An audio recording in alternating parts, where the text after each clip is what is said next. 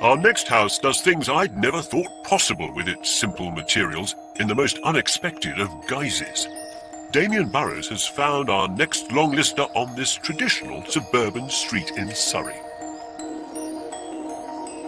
This is Oatlands. An old 1930s house, red brick, tile roof. It doesn't look like a cutting-edge piece of architecture. Ah, that's more like it. Oh, wow. Bang, it's amazing. Discouraged by the planners from changing the front, Barry and Rosie have gone to town at the back, crafting simple materials like pale brick, glass and wood to make a somewhat radical extension that is the essence of cool and minimal. There's a sleek sitting room, a new bright kitchen, and cool, calm playroom. They've also refurbished the old 1930s house, refreshing their living room and installing a home cinema. Oatlands is a thorough reimagining of the traditional suburban home. The open-plan living room and kitchen are all contained within the modern extension, with a master bedroom on its first floor. In the garden, there's a separate studio space for Rosie. It's almost like modern architecture is exploding out of the back of your house. Yeah, it's a really modern day application of what was at the front. The judges admired the architectural explosion.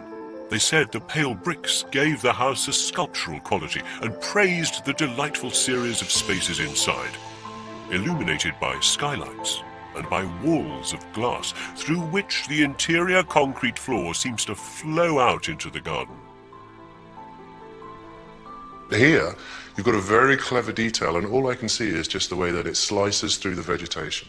Part of that is to have the room feeling like it's part of the outside, and we're very keen not to show too much sort of aluminium detail around the side where the glass sets in, so it feels like you're stepping out into the garden. Yeah. In that corner and looking out onto the oak trees, it really is the best seat in the house. The extension doesn't just connect to its setting, but softly morphs into it. The architects broke up its shape and played down the relief of the brickwork with flush mortar. It was very important to sort of bleed the mortar slightly over the brick, so it allowed that to sort of merge with the landscape more than what it would have done with a traditional kind of brick, especially with the studio, because that sits in the garden and is sat and is pushed down into the landscape. I think that was quite an important object to kind of get right. What could be more ideal for a landscape designer like Rosie than to have your office in this bucolic setting? It's a wonderful space to work in. It's got views right onto the garden, and it reflects the sort of architecture of the buildings. You would normally tone the architecture down a little, maybe use it as an opportunity to save a little on the budget. No. We weren't going to compromise the style and the reflection of, you know, the main house. The work at Oatlands exploits the best of the old house and connects it better to the garden, opening up views that weren't there before. But all this remarkable design still remains hidden behind its old 1930s facade. It leaves many local residents understandably confused. You know, they say you should never judge a book by its cover. And perhaps the same should be said about not judging a house by its exterior. Because who would have known that here at the back lies such an architectural gem? We have just one more home to see before we find out which is the final house on the shortlist. Then we'll discover who the overall winner is of House of the Year 2018. Our last finely crafted home is showing more than just a little leg in a quiet corner of East London, as Damien has discovered.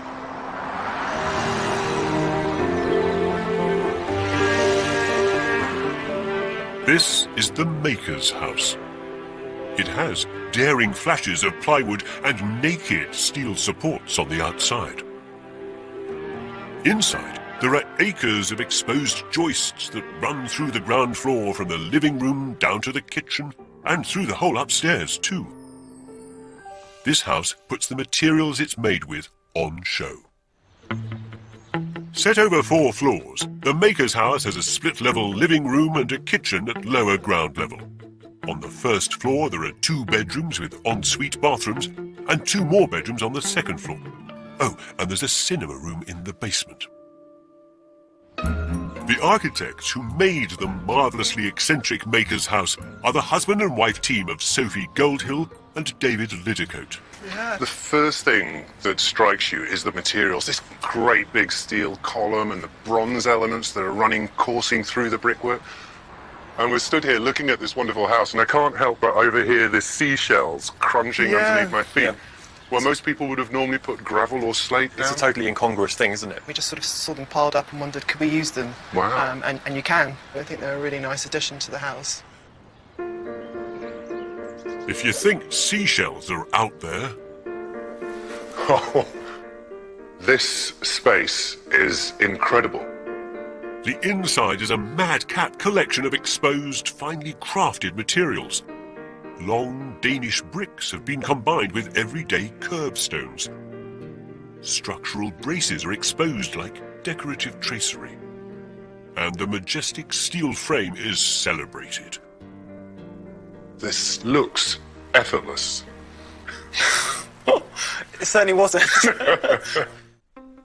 But their sweat and grind wasn't lost on the judges, who praised the house for the exposed materials and sheer inventiveness. Nowhere better seen than in the living room, where Sophie and David installed a giant net to stop people falling down the stairs to the basement. I think it's something like 25 quid. £25 for a whole balustrade in a house like this is not that going, is it?